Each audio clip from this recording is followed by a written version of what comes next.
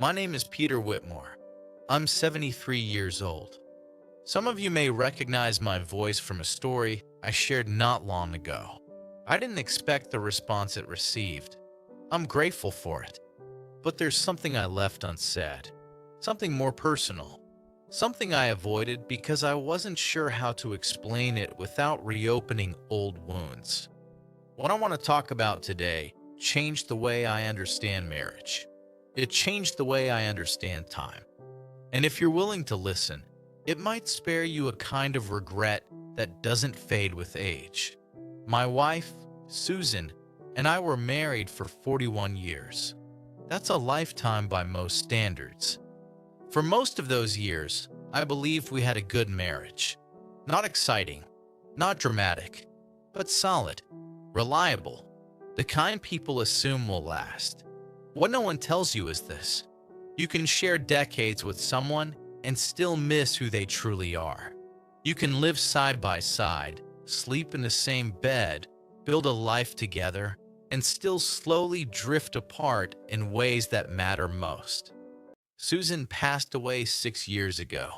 Pancreatic cancer. From diagnosis to goodbye in just 4 months. One moment she was healthy. The next, we were preparing to let go. In her final weeks, while she rested in hospice, she said something to me that has never left my mind. She said, "We spent too much time trying to be right instead of trying to be close." At first, I didn't understand. I felt defensive. We didn't fight much. We were loyal. We built a life together. That had to count for something, didn't it? But comfort isn't the same as connection. And I didn't realize how far apart we'd grown until time forced honesty upon us. When time becomes limited, truth stops waiting.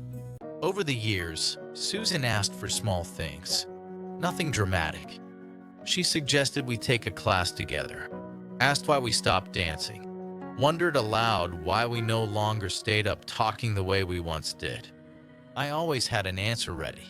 Too tired, too busy, not practical, maybe later. I wasn't cruel. I wasn't unfaithful. I simply believed there would always be time.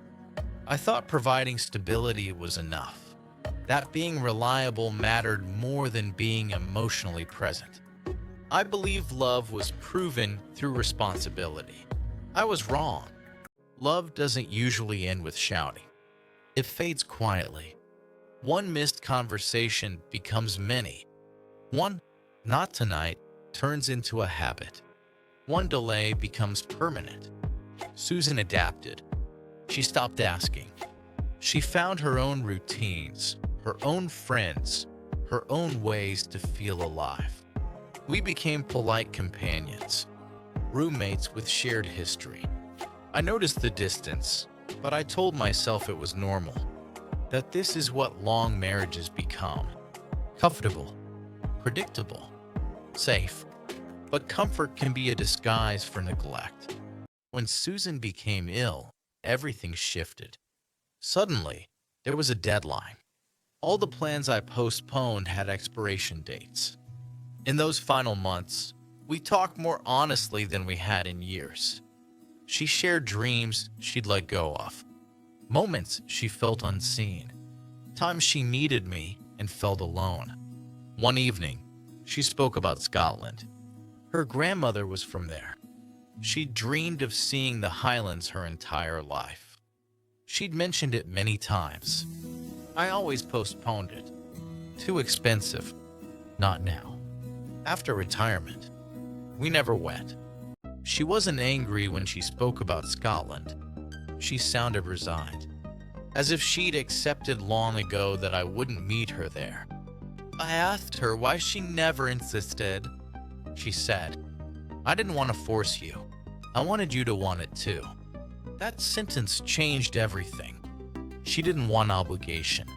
She wanted shared excitement, shared curiosity. She wanted me to care because she cared, and I didn't. People think relationships end because of betrayal. Most don't. They end because of indifference. Because we stop asking questions, stop listening, Stop trying. We assume presence is enough. We assume time is unlimited. And one day, we realize we never truly knew the person we loved. After Susan passed, I found her journal. Reading it felt like meeting a stranger I'd lived with for decades. She wrote about loneliness, about feeling invisible, about moments I was there physically, but absent emotionally. She also wrote about love, about hope, about waiting for me to come back. People told me I'd been a good husband. They were wrong. I was adequate. I met the minimum requirements. But love requires more than absence of harm. It requires intention, curiosity, effort, attention. Relationships don't collapse from one mistake. They erode from neglect. I live now with the understanding that I had something rare, and I let it slip away quietly. If you're with someone right now, ask yourself this. When was the last time you truly listened to them?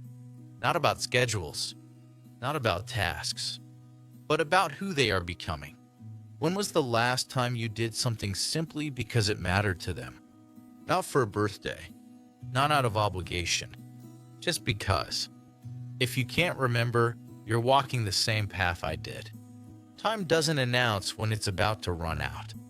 On my desk sits a photograph of Susan from our honeymoon, smiling into the sun, hopeful, alive. I think about the years we shared, and the years I failed to fully show up. We spent too much time being comfortable, too much time being right, not enough time being close. If you love someone, don't wait. Say yes. Listen. Participate.